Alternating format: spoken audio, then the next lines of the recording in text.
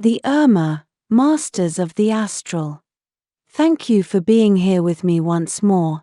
I hope you are very well today. I am Marie. Welcome to my channel. This information can be seen as science fiction, or as the viewer sees best, and I post it for entertainment purposes only. Still, I take my information very seriously, and for whoever has eyes to see. I am writing this on the morning of January 31st, 2025.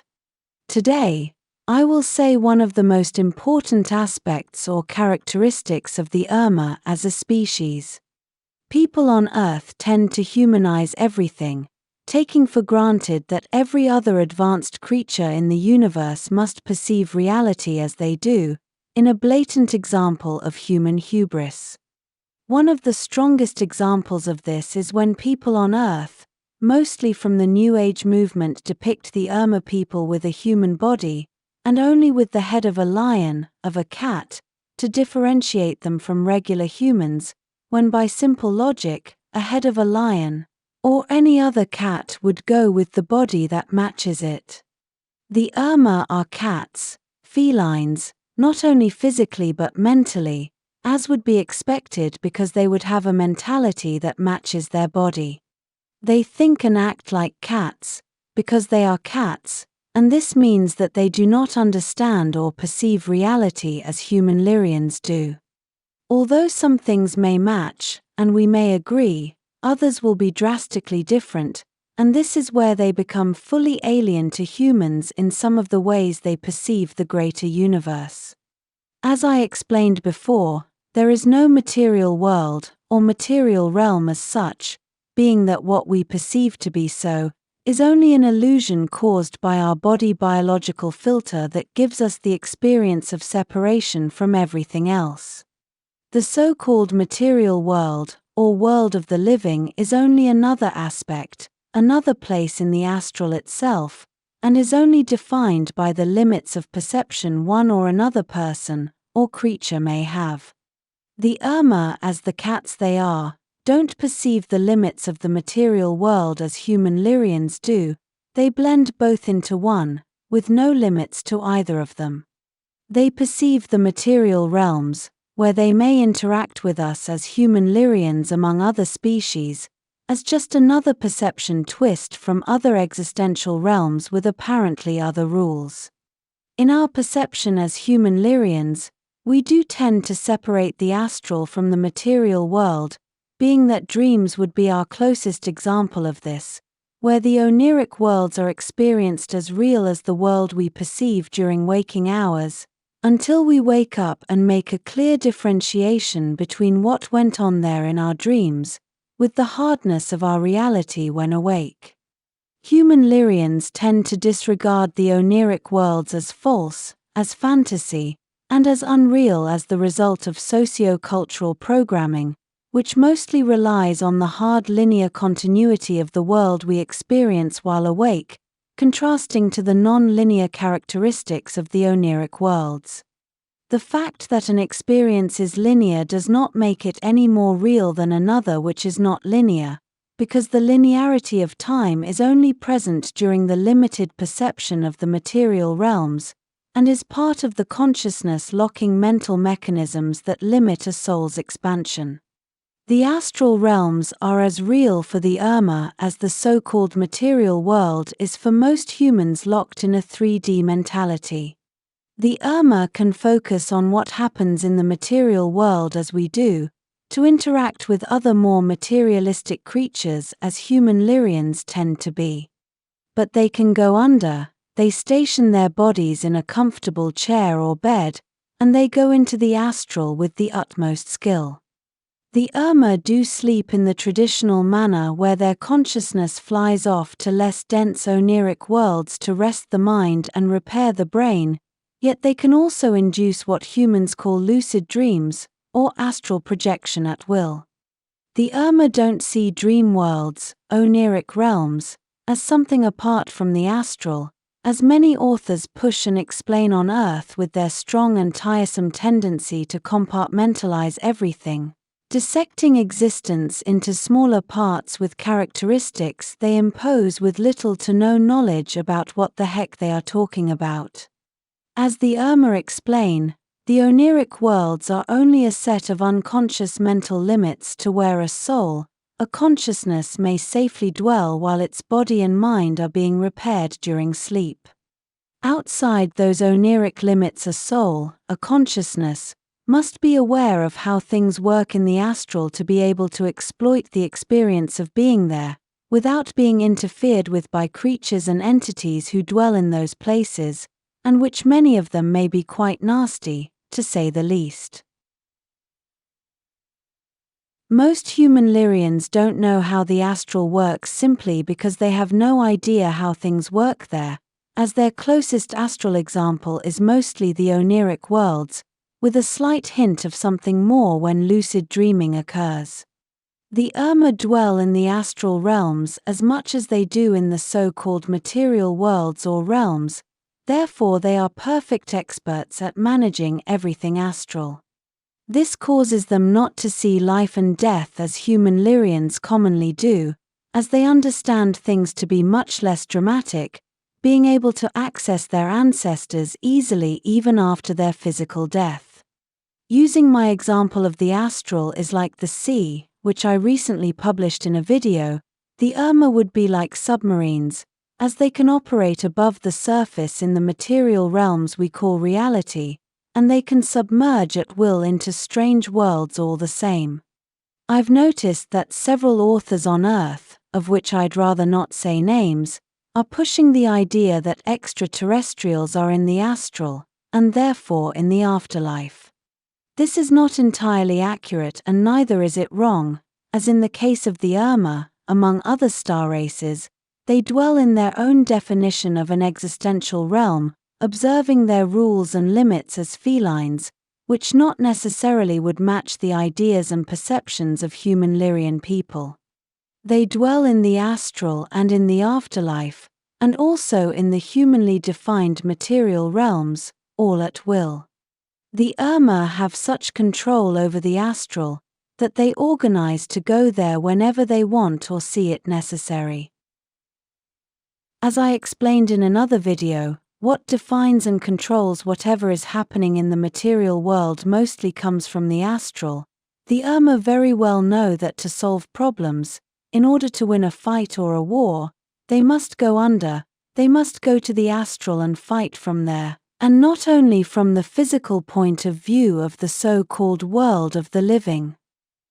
As the Urmah can astral project, or lucid dream at will and totally under their control, they commonly tend to go into astral realms in an organized manner, for example as a military unit, where a platoon of Urmah warriors goes into the astral realms to look for whatever is causing trouble above in the world of the living.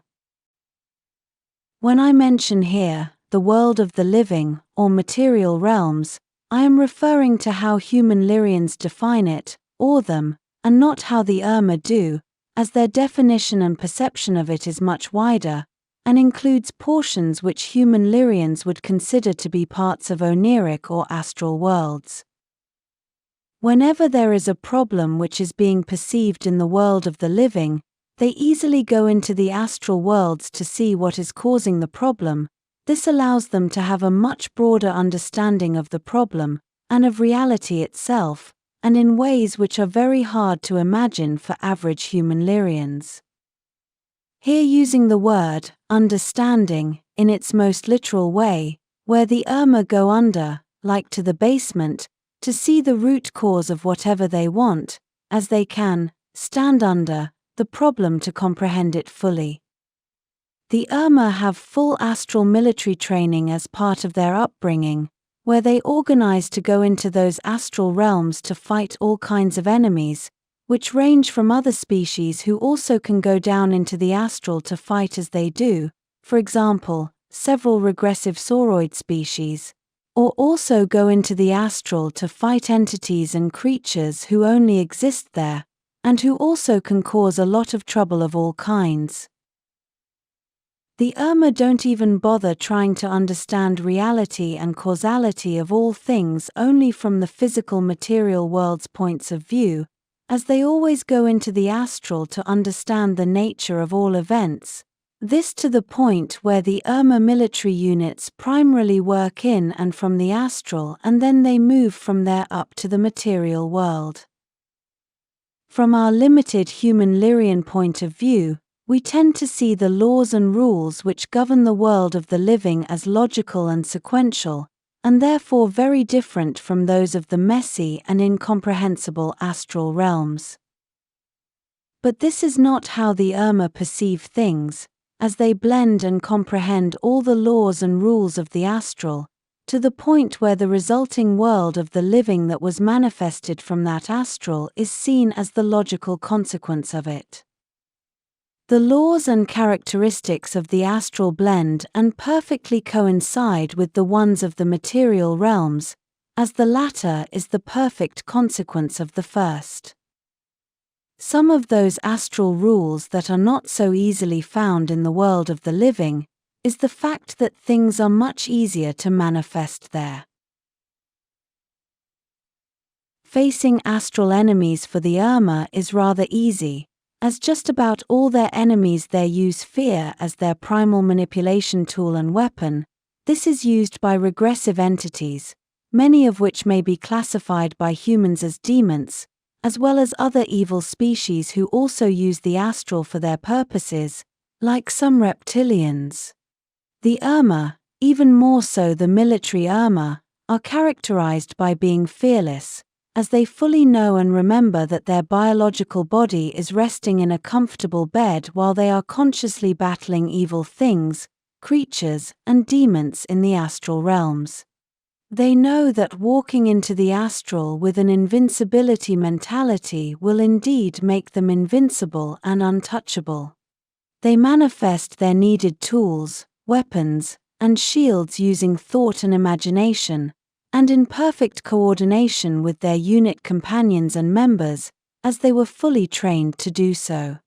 They may face a terrible demon in the astral, and they would manifest an unbreakable mental energy shield around them, while they fearlessly walk up to the demon face to face, even though the evil one may portray itself towering above the Urmah, as if it were much larger. This is an intimidation strategy.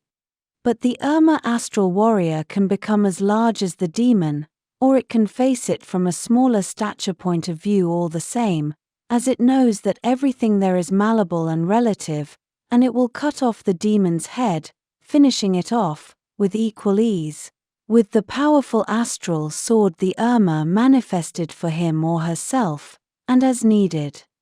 The Urmah warrior in the astral knows all the tricks of the entities that dwell there, and how to counteract them.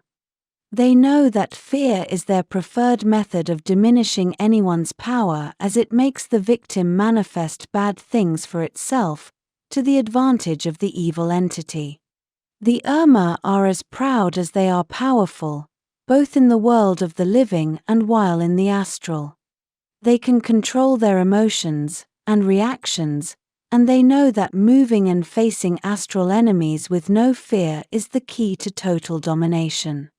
The Urmah are apex predators of the galaxy, as they are found just about everywhere in it, to the point where the powerful Urmah Confederation is the only true rival to the Galactic Federation, being that although they are officially members of it, the Urmah still go their way and behave according to their rules, and not the ones the Federation has tried to impose on them.